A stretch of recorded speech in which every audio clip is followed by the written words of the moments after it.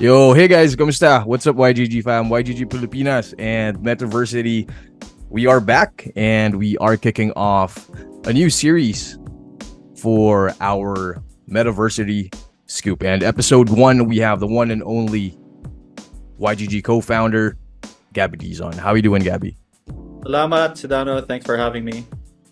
Awesome. So I'm pretty sure now for our listeners at home, we are going to be kicking off this series where we will be focusing on different community leads, project developers, game partners in the YGG ecosystem. And yung goal talaga natin dito is diba, to get and step into the shoes and see how YGG was built from the ground up. And no better person to hear that from but our co-founder himself. So Gabby, for the students listening and also for up and coming game developers and metaverse and web3 builders, we definitely would want to know, right, how all this started. So maybe we rewind a bit, go back to the very start. Gabby, what was your first game?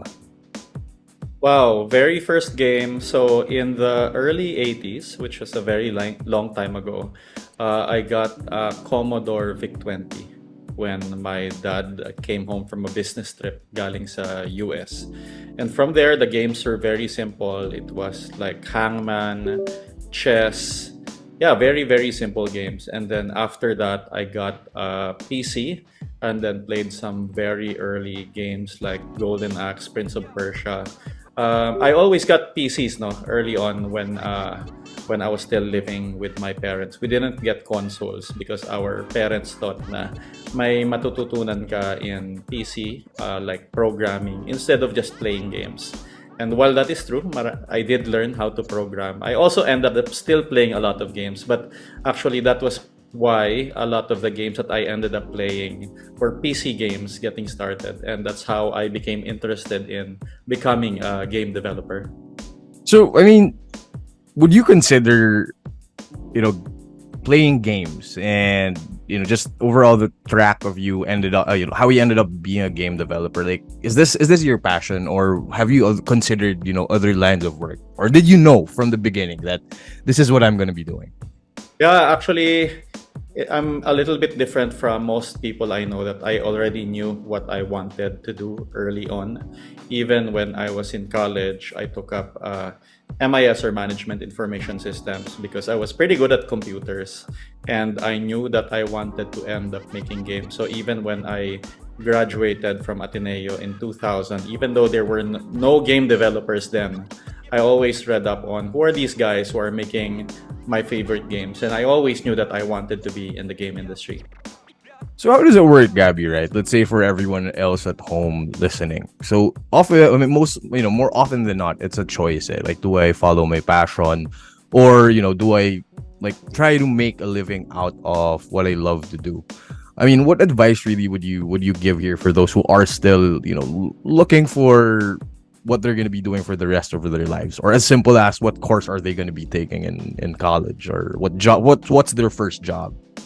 Yeah, so I think when you want to follow a passion, it's important to build skills towards it.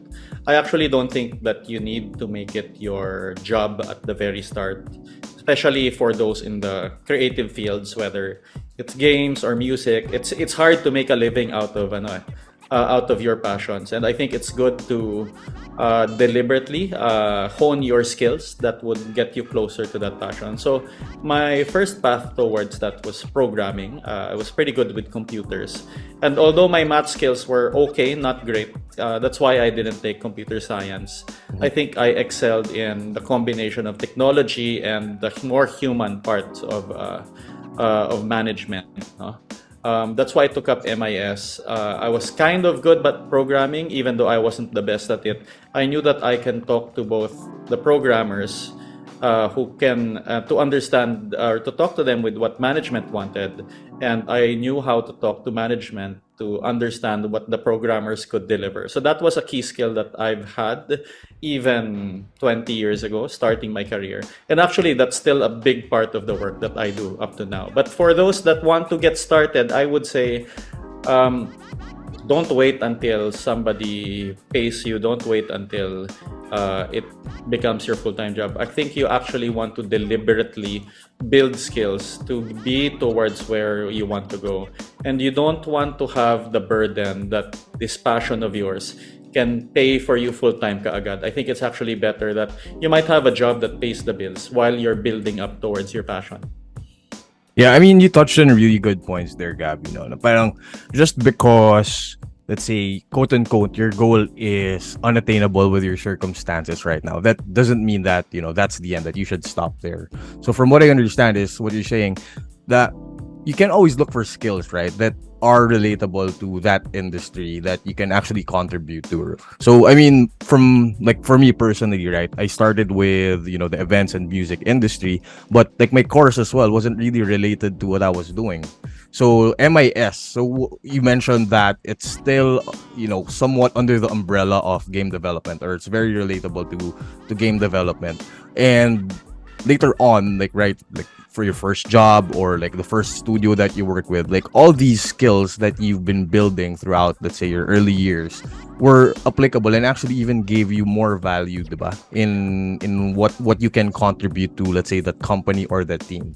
So maybe a question here would be, would you recommend like taking up other skill sets simultaneously with, let's say, one that pays the bills? Like, how do you handle, let's say, learning a new discipline while trying to Yeah. make money out of this skill that you're trying to build for? Yeah, sure. So, when I graduated from college, I knew that I needed to make money. So, I got a job as a programmer. So, my first job was for the website of Philippine Daily Inquirer in GMA 7. So, it was a news site called ink7.net. And I was a PHP programmer. I always knew that I wanted to be in games. So, actually, I would find whatever resources that I can on game development, and started to learn how to create levels. If you remember, a lot of the early games have a map maker, so I was starting to get into just hobbyist level design and all of that. And one day, during my job, I saw an article during the website that said that, oh, there was the first company making the first ever game out of the Philippines. So this company was Anino Entertainment, very small company then of around 6 people. But I went to their website and then applied. And then when I applied, I went to a very small office in Alabang, and there were people who I knew had been sleeping in the office the night before. And yeah, so basically I got interviewed, and because I had a lot of knowledge about game development, even though I had never really made a game before, I got accepted, and so I quit my job. I got started in game development, and this was 2003, so actually 20 years ago. I wasn't as good as the hardcore programmers in the company, but I got a job as a level designer or a technical designer, someone who would create scripts. For example, you had an RPG, may mga kalaban ka, how would they move, ilan hit points nila, ano yung scripting noon. So that was my first job as a technical designer, and then later on I would move to the biz dev side when the game had completed, and basically selling our game to potential partners. So I think the misconception here, Gabby, for a lot of people who are starting out, right, na if I want to get into the game industry, I have to be a game developer. And from what you just said, is that there are a lot of opportunities that you can make of, because it's not really linear, right? Game development and work in game studios, it's not really linear. There are a lot of other jobs that surround the game itself, diba? So, I mean, what advice really would you give for for startups, for people, for fresh grads on landing that first job that they love, diba? Like, what's Right. the best way to transition? So if you want to go in development, and for example, you're not a programmer, or if you want to be a game designer, no one's gonna hire you fresh and say, oh, ano yung idea mo for a game, let's make that. So like the worst thing you want is to apply to these companies and say, oh, I have an idea for a game. Everyone has an idea for the game, from the big boss to the game designers to the programmers. So the last thing they want to hear is your idea to make a game. On the other hand, they want to know what skills you can have that you can apply towards the development process. So for example, a lot of game designers start out in QA, or quality assurance. These are the people who play the game, find the bugs, report the bugs, and help the game ship bug-free. Actually, a lot of game designers come from QA because they know that the QA guys are very meticulous and can see the parang edge cases, core cases of the game, and see how they can make it better. And of course, you can be an artist, you can be a programmer, and then you can be on the marketing side. And now there's parallel careers in terms of being a streamer, a content creator, an esports player. So actually, there's a lot of ways to get involved if you want to be in the game industry. So, Gabby, like with the new trends happening right now, like the content creator economy, Web3 games, community-led projects, would you say that having different skill sets can help accelerate your career, or is this detrimental that we game studios just if I want a level designer, I just want a level designer? Well, it really depends, no? But sometimes there can be complementary skills that can really help you out. So, for example, if you know a lot about games and then you're a decent artist, maybe you can either be an artist on the game itself, or maybe you can be in the marketing department creating the creatives, no?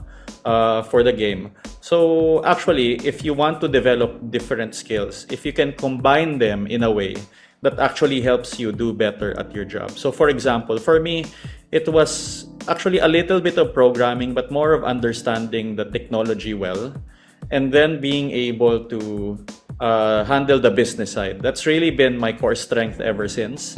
Kaya kong kumausap ng programmer and I understand what their needs are, what their problems are. I can see what the business is and what the business needs, and I can bring together, hire people, get co-founders, and be able to pitch the story to investors so that we can get funded and do what we need to do. So that's a lot of my core skill, actually bringing a lot of different things together and understanding the elements of what can make it work. All right. So, Gabby, would you really say that before you can, put together your teams, or build concepts and, start a new project, like, would you have to know how it's done on the very basic level? Like in terms of, for example, you want to create a game, like you have to have at least, the basic or the minimum know-how on, how to write code or how to write scripts. Is that necessary? Or what level of knowledge is needed there? Or can you just go in, get funding, and then I have an idea, and then we'll put together a team? How does that work?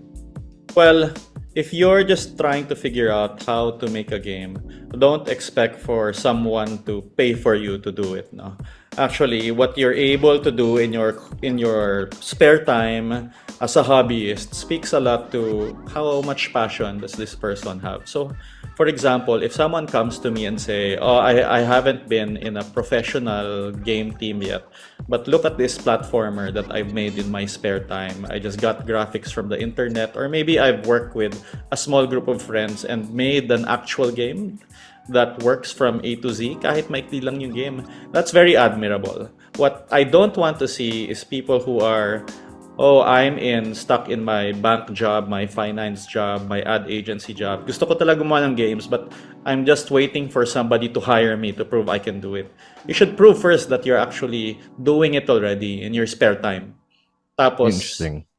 yeah, and show that your passion, you've acquired the skills that you want to do it. It's a lot easier for you to get hired rather than just waiting for someone to believe that you can do it. Gotcha. So everyone at home, you heard it first from Gabby himself. No? So it doesn't mean that just because let's say you're in another industry, that doesn't stop you from actually building, your own portfolio. It doesn't have to be crazy. It doesn't have to be, the next big thing or the next unicorn or what, but it's actually the initiative and, being able to express your passion through your side projects, that actually counts, especially to, bigger companies, let's say like YGG or like even Web3 games who are looking for talent, diba? So let me, like backtrack a bit here, Gabby. So let's talk about ano naman, like your first online game, diba? And the concepts, or the experiences that you've had that made you interested in building out YGG, or the first and the biggest, you know, gaming organization in Web3, that I would say. Sure. First online game is probably World of Warcraft 2004, 2005. I was actually in a guild with a lot of different Pinoys. And it was interesting being part of a guild at that time because it was still quite new. But now you could see there are people who fulfill several roles in the game. Meron kang tank, meron kang healer, meron kang scout. And then sometimes during maintenance, you would meet up, have dinner, have a few drinks. And you could see that the guild goes beyond what's happening in the game. And there's a lot of social bonds that were happening between people now. So that was a very important part of like my early involvement in online games. And yeah, it would become very useful later when I was starting YGG. I mean, I'll personally, like, my first game was, my first MMO was Ragnarok Online. And I agree with you, no, na parang the game actually not only sucks you in, like on the computer itself, but even on a social level, in terms of community. Even I think what's really important to look at here is the computer shop culture. Kasi diba back in the early 2000s, Right. maybe even in the 90s, PCs or personal computers weren't really that accessible, not to mention internet. So we didn't even have DSL. We didn't even have, I mean, we used dial up, right? Even computer shops would have like 10, 15, 20 computers would rely on, the phone lines to be able to connect to the internet. And it's quite a bit challenging, but at the same time, you have this group of people who are playing the same game and form a bond, and not only get stuck to one game, but try to play other games, as a group, diba? So you try this game and there's a new game that comes out. It's gonna be computer shops or these smaller communities that I would consider guilds. Diba? Would That's be right. hopping onto different games, playing together. So I think that's where, the community aspect of online games really shows its strength. And like moving now to Web3, diba? Like, how does that community, or how does that Web3 community or a guild system look like with this new, iteration of games, diba? So like, Gabby, maybe the question here is, what did you see in the Web2 games that you've played before, like World of Warcraft, that made you want to build out YGG? Like, how do you see the system or the economic models being able to be fixed with blockchain? Yeah, so Pinoys have always been very social, no? Especially online. You could see that with even the earliest social networks, Friendster in 2003, leading to where we are now with Facebook. And also with a lot of online games, a lot of the players are actually coming from the Philippines. Before, game developers really didn't care that much about gamers in the Philippines because you could get them to play your game, but maliit yung capacity to pay. So they would use them as a source of the daily active users, but not really for monetization. And when I was starting out with my journey in Web3 and NFT blockchain games, I realized na if you're doing valuable things in a game that can earn you assets, whether they're NFTs and tokens, the internet doesn't really care if you're from the US or if you're from the Philippines or elsewhere in the world. Actually, pantay-pantay kayo. And that's where the advantage of the Filipinos mahilig sa hustle, sideline, laging online, mahilig maglaro ng games. That's where Filipinos came in. When I started in my NFT journey playing Axie Infinity in 2018, actually, ako lang yung Pinoy for a long time. A lot of the people were from Western countries, Europe, US, and it was a very small community of people who were crypto enthusiasts that also wanted to learn the latest about NFTs and how they could be applied in games. So the first friends I met, from the co-founder Jihos to a lot of people, most of them were from the Western markets, except for the founders in the Trong who were in Vietnam, right? And interestingly, during the pandemic, dumami yung mga tao na galing sa Pilipinas. Perhaps you've heard of this, but a lot of the people first came from Cabanatuan City, where they realized that you can actually play this game to earn some SLP that can be converted to pesos, no? And the early lockdown, a lot of people were really trying to find ways to make money. And a lot of people discovered the economy, the crypto economy within Axie Infinity. And that's what drove a lot of people to Axie at that time. Interesting. So, Gabby, kasi from my experience in playing all these different MMORPGs, especially, is that you notice that there are players who would always find a way to personally monetize these games, right? And Yes. and at that point, diba, at that point in time, like there wasn't really any way to do that except P2P, like going player to Yep. player, and also it's basically these games have their own black markets, right? Yep.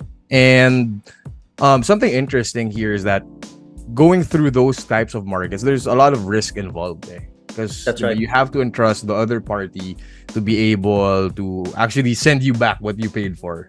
That's right. And I think like moving like in the next set of MMORPGs that we're seeing, what really is valuable for this type of trend that Filipinos want or usually make use of, diba? Like P2P and black market. So there's already a platform for that, where the games can also monetize those transactions through marketplace fees, while these players are able to transact with each other. So basically what we're doing here is we're fixing the problems of what World of Warcraft Ragnarok Online had. That's why it really didn't last as long as it was supposed to be. But the goal is that we have MMORPGs in the future, right, that will last forever, that can have NFTs that you open up in 100 years and are still usable across their partner IPs, or even if they're still alive, like these other games.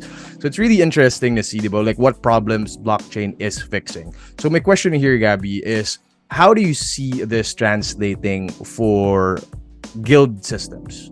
Like how does that look like on a macro level when we have these types of games that it's interoperable, guilds reputation is carryable, is composable across different properties? Like how does that whole ecosystem look with based on your vision? Yeah, so yung the item trading, that's been going on for a long time. As you said, Ragnarok 20 years ago, World of Warcraft, Online, it's always been there, but it's part of the black market because it wasn't officially supported in-game. Now, with the advent of Web3 games, putting their assets, whether they're NFTs or tokens, on-chain, on the blockchain, meaning that the player owns them, meaning that you have officially recognized marketplaces, whether they're OpenSea or Ronin Marketplace, to trade these assets. Ibig sabihin, it's already part of the game. The trading is a core part of the game experience. That means people can form guilds that can be permanent and across different games. So I can have a guild that basically is active in Axie, it's active in Star Atlas, and then I can have a guild that earns assets, not just NFTs that I can buy or sell, assets that are useful inside the game, assets that can be useful towards reputation. For example, achievements of finishing things in games. And these achievements or these assets accrue permanently to my organization, to my guild. And that is the thing that's new. That's the thing that has never really been possible before. And that is what we're enabling now with YGG. Gotcha. So from what I understand, Gabby, is that before you get to that utopian vision of the metaverse, right? Like how does that middle or how does that transition look like? So now we have access to NFTs. We have soulbound tokens for reputation. So what does the next 3 years look like? How do we get to that utopian vision for the metaverse? Like what are the steps or what are the Yeah. tools that's actually needed for that to be possible?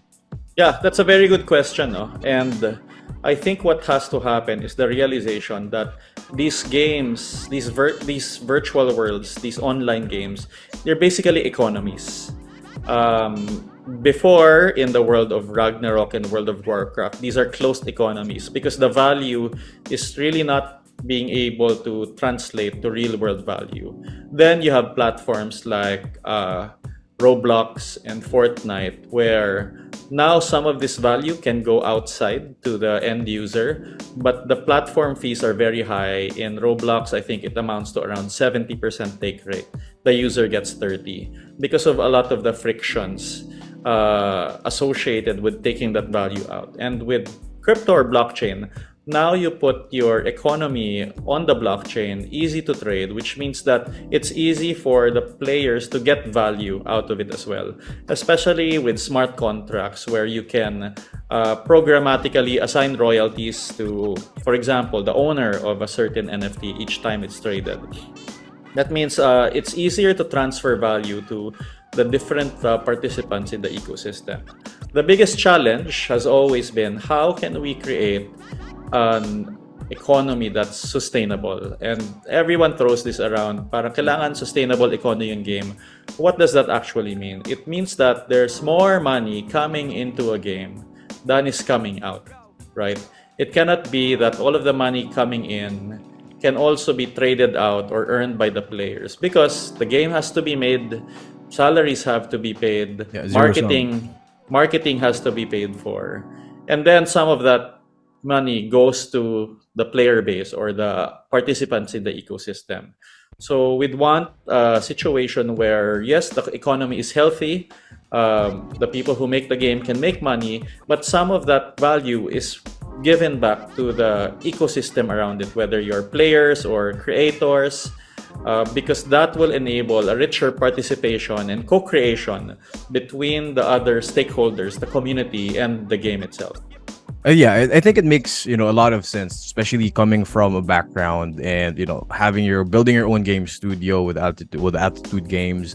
You've seen the trends, the transition from subscription models, like say in Eve Online, which I think has one of the best game economies ever, and moving on to the free to play model, and then like now from free to play, right? The next step naman is being able to give value to the players. Diba? That's right. So having Web3 as a tool for these game studios is actually also a really good, a really good or a fresh way to reinvent the wheel. So maybe my question here, Gabby, is what are your thoughts on trying to build the next model using blockchain or Mhm. trying to fix what was broken? So there are games that say like let's say they like big time that they're trying to come up with their own like a V2 or an improved version of the current, let's say, the Axie Infinity model, right? Like how do we improve that, diba? How to make it more sustainable versus games that say like Ragnarok Online Landverse, where they partner up with a Web3 studio and they try to fix like the current or the problems that game had, why it wasn't sustainable. So what are your thoughts there? Well, right now, I don't think anyone has found the proper formula for getting things to work and to scale. And so we're seeing a lot of different experiments. I do think that there will be at least one, probably more studios that can find a sustainable and scalable model. So those two things are important. You need a sustainable economy and you need to be able to scale the game towards millions of users. No? We're seeing a lot of games launch within the next years. A lot of them were partnered with, whether it's Axie with Origins and Homeland and the other games in its ecosystem, to the other games that we're starting to work with, whether it's big time or parallel. And it's nice to see a lot of being different approaches that are being taken, because the more approaches that people are trying, the more that we will find the answers to this sooner rather than later. So yeah, I'm really happy to see the innovation that the industry is taking. And while we don't have the answer yet, I think we're going to see it soon, within the next year. Yeah, for sure. I mean, it's actually really, really exciting. Like even the community itself, you'd notice them, jumping into like these different closed betas, and like even if the game gets wiped after a week, like you have a very loyal set of players actually trying to find that next game that they will settle in. So they don't mind all their items being reset, their levels being reset, but what matters is like they get to discover the games and try to learn how does this economy actually work when it's already running with a community, right? Maybe siguro Gabby, like what I would want to like bridge here for our next conversation is what do you think about game IPs? Because we've seen so a bit of trends, let's say from games like Star Atlas, Illuvium, where they are just focused on one game, diba? Like they are building games for different platforms, and at the same time are focusing on the lore, or I mean the IP itself.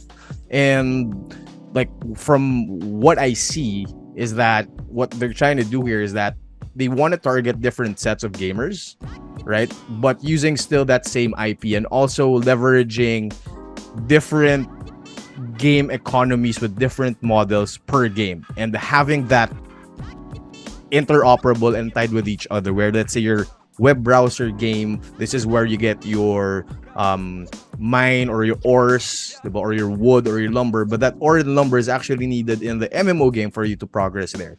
But when when you go into your dashboard, when you log into your wallet, everything is consolidated. So what are your thoughts on that, like IPs and multiple game like strategies from these studios? Well, I think it's a very smart strategy if your games end up becoming big. No, if you look at the last few years, whether it's Blizzard's titles from Warcraft to Diablo, to the titles of Riot Games, League of Legends, Valorant, you see that the IP is very strong and can surpass like different titles. And you can see IPs entering different forms of media, like Arcane, for example, with League of Legends, no, which became a series on Netflix. So I think it's very smart. At the same time, for this to work, I think your IP needs to work very well as a hit game first. It's useless making 2 or 3 games if none of them become a hit. So the first job is still to create a hit game that you can put in the hands of millions of users. And then you should have invested in the lore and the IP of that game. So maybe even 5% of the IP can be seen in the first game, but you can create different parallel experiences so that the players that enjoy the game can experience the IP in full. Interesting. How about, let's say, games that are accessible through streaming? So there are more and more games that are coming out, especially if they're using Unreal Engine, right, which is really, really heavy. What trends do you see being able for these games to be distributed to more people, even though if they don't have access to devices that they can afford? Yeah, so I've seen the development of game streaming. A lot of it has not been successful because I think a lot of it is because you need to have consistently good internet everywhere in the world for game streaming to really take off. However, I'm very hopeful when it comes to the rise of web-based games. So web-based games have never really taken off despite the technology being there. But now with Web3 and the ability to easily have a crypto wallet in your browser, I think we're going to see more and more Web3 games that can experiment more quickly without necessarily being tied to the big platforms like Apple's App Store or Google Play. Maybe they can experiment on the web first and move very nimbly, and when they're ready for greater scale, they can use the app stores But I'm very hopeful overall on Web3 games. Interesting. So Gabby, how would you say that this ties into the strategy of YGG when choosing games to partner with? Like, what are you looking for here? Yeah, so what I tell people is that it's not that YGG can make a hit game. It's that YGG can go where the hit games are and we can help accelerate its success. So I'm not under the illusion the game becomes a hit no because of YGG. But for the games that are good, that offer a lot to their players and their communities will be there to come in support and to amplify. We saw this with Axie 2 years ago. Now we're playing a lot with our communities, whether it's Big Time, My Pet Hooligan, Yeah. Parallel, just to name a few. No, there's a Yeah. lot more that we're playing with. And what you see that it's common here is that we're dealing with really good games from the very start. And then with these good games to start with, that's where we add value, whether it's esports, whether it's bringing community, whether it's bringing games to our guild advancement or GAP program. We go to where the best games are. Agreed.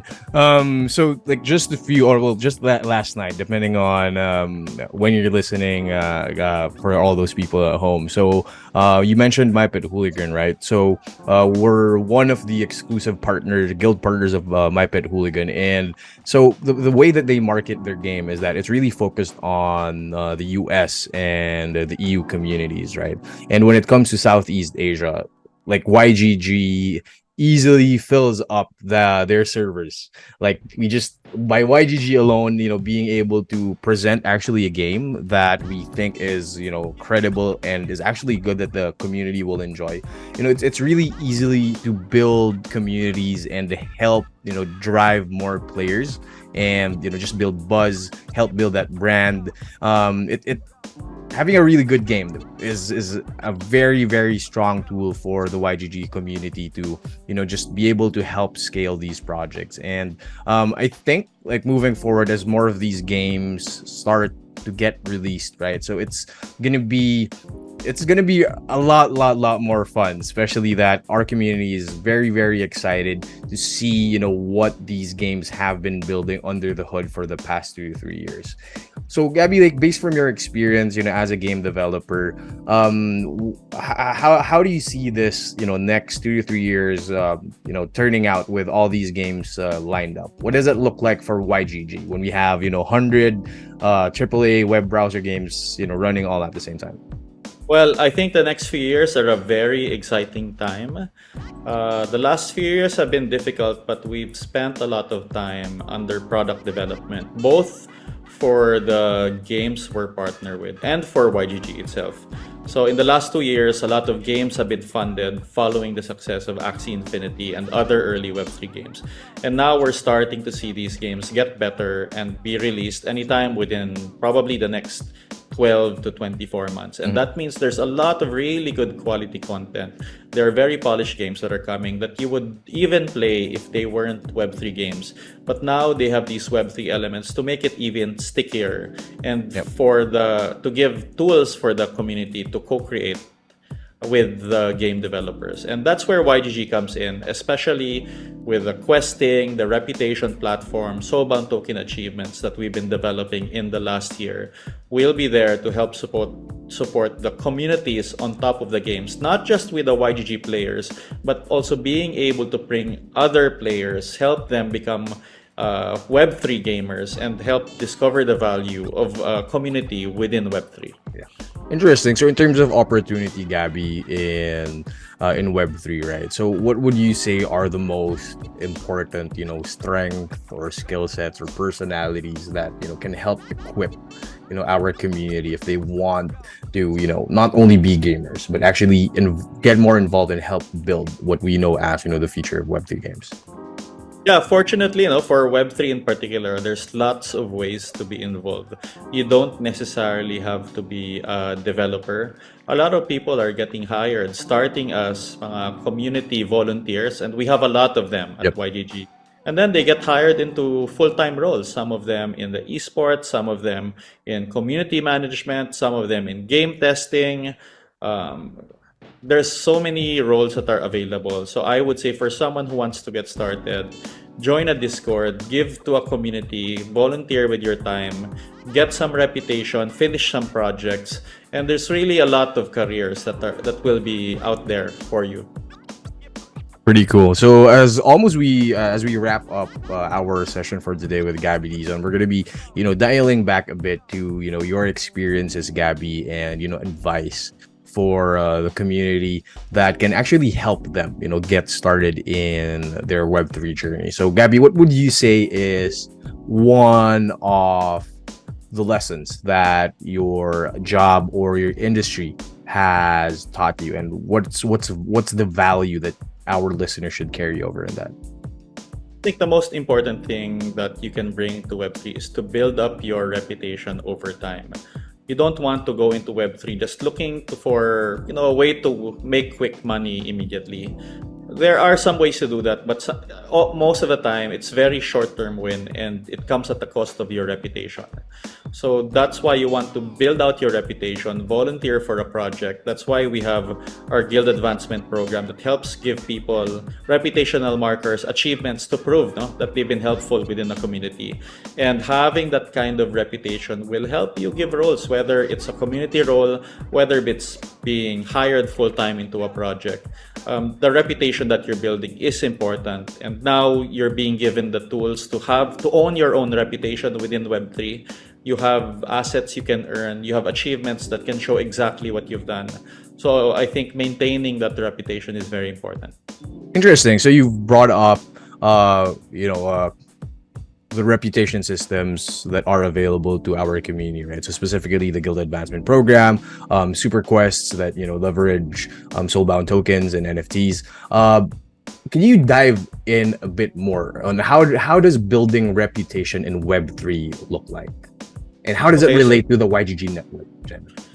Okay, so in the last year we've started driving a lot of quests, and we have different questing programs. The GAP or Guild Advancement Program and Super Quest are just two of them, and we're going to have more in the future. But generally, we give people either quests to do inside of games that they have to complete, or quests that are helpful within the community, being a moderator, being a content creator, being a volunteer.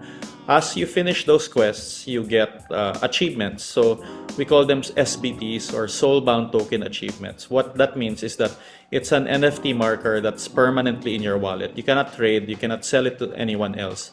And those SBTs describe the achievement of what you've done. And so as you go around doing different kind of quests, you start building your reputation. Oh, I'm very good in esports. I've been helpful as a content creator. Oh, I've been around for 4 seasons of GAP. I've been very consistent.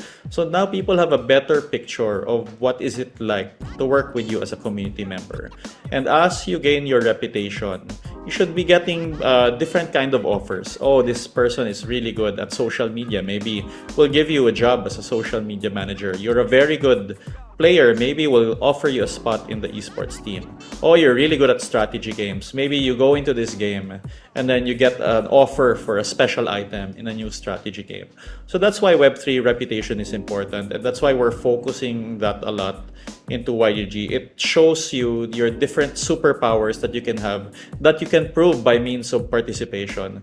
Now we have some superstars within the YGG community, like Boring Forever, for example, has racked up so many achievements that we know she's such a valuable member of the community.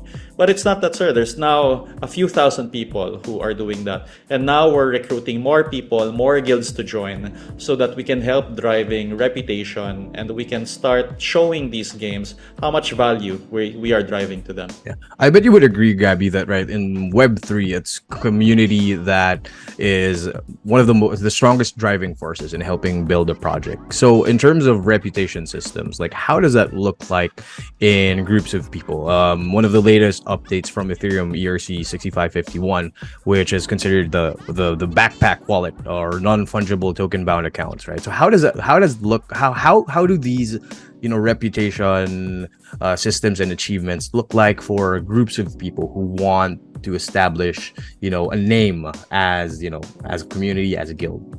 That's great. Now, so very soon we'll have a way for people to participate not just as an individual but as a group or as a guild. So we've already had a lot of different kind of sub guilds within YGG. We have Kuku Sando Metaverse Guild, we have Spracky's Guild, and we have dozens of others. But the ability to put your guild on chain and identify who your members are, the ability to go on quests as a guild and receive both reputation and token and NFT rewards as a guild is something that's a first, no? And that's something that YGG is pioneering. And yeah, we'll be announcing that soon, but we're doing a lot of work to be able to recognize guilds on chain and also be able to drive their reputation and rewards. Super interesting kasi 'di ba kung titignan nyo guys, like before, if you had a guild, let's say in one game, and you know you have a really good reputation in that game, you're one of the top guilds, and then you move on to another game, not necessarily with the same members, there are gonna be people who will be able to recognize you, right? So oy sila, let's say si YGG lumipat sila ng, let's say, on Diablo 10, but ideally there isn't, or there hasn't really been a way to prove that this guild is that same group of members or has the same core community building in these different games. But now with these new updates that actually help communities build their own reputation, we can see more of this, that projects can onboard teams, communities as groups, and there is proof of that. It's on chain, right? So it's really interesting stuff to explore here, and it's really exciting also for us, for YGG, that we're known as the Guild of Guilds, right? So Gabby, like as we wrap up, so what would you say is one of the most notable things that other people disagree with your line of work, and that you would say that you prove them wrong? Yeah, a lot of people think no, na, oh, these players are just extractors, they're taking money from the economy. I would really like to disagree with that. And rather than arguing with people online, and I don't have a lot of time to do that, I want to serve proof that our community is indeed valuable, is driving a lot of value into these games. And that's a big part of what our reputation is about. I can tell you exactly what quests someone from one of our sub guilds has completed, how much value they're driving. And if we can do that, we can really prove that there's a lot of value to the members that we have that are going into these games and to going into these communities. Interesting. And as YGG continues to grow, what would you say, Gabby, is one of the biggest lessons that you've learned in building the guild? It's very hard to scale. We've been through a lot of ups and downs, through a bull market to a bear market. We've had to adjust people's roles, but it's great that there's a lot of people who really still believe in the vision, can believe in the power of Web3 communities and economies. And we're here to build for the long term. No? I think of it in terms of 10 to 20 years, not in 1 to 2 years. And yeah, so it's still a long road ahead of us. I can say that we've still barely gotten started, and yeah, it's still a long journey to have with people to build towards the ultimate vision. I agree. I mean, it's not a matter of if, right? It's a matter of when. I mean, that's right. We've already had these communities, we've had these game economies exist, ever since, the start of gaming. And now we are moving on into the next phase of having tools and technologies that can even make these communities last even longer, if not forever, right? And right. Gabby, as we wrap up, what would you say is your advice for aspiring entrepreneurs like yourself, and also gamers who want to take their gaming skills and experience as possibly a next step in their careers? Yeah, for entrepreneurs, build a skill, join a startup, learn how startups move before you start your own. I think it's really important that you can learn from other startups and contribute value, and that will also give you the network. So for gamers coming in, I think just get started, join the community. You can join the YGG Discord, you can join YGG Pilipinas or one of our sub guilds or one of our guild partners from around the world, and start contributing, start showing that you're valuable. Your achievements will show what you've done within the community, and you can really build your reputation from there. Awesome. So there you have it, guys. The main man himself, Gabby Dizon. So Gabby, thank you so much for your time, and everyone at home, if you're listening, whether you're on Spotify, YouTube, or you come across one of our reels on Facebook and Instagram, make sure to hit that like and follow for more content with the rest of the YGG community. So Gabby, maraming salamat, and everyone at home, see you guys. Thanks for having me. Cheers.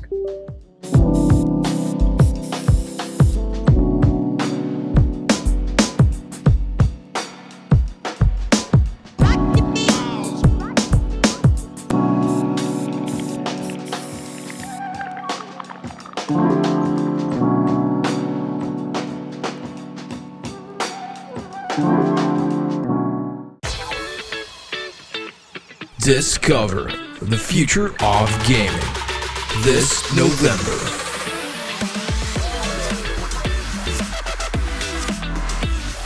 Hear from over 90 speakers across the globe.